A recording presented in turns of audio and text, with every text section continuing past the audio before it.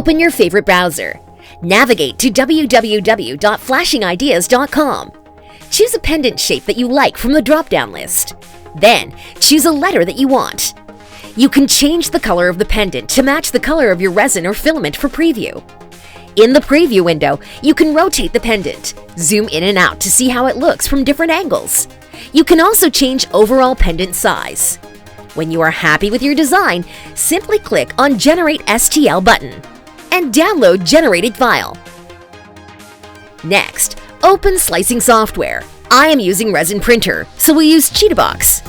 Load generated STL file. Position for printing.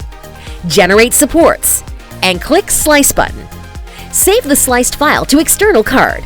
Load SD card to printer and start printing.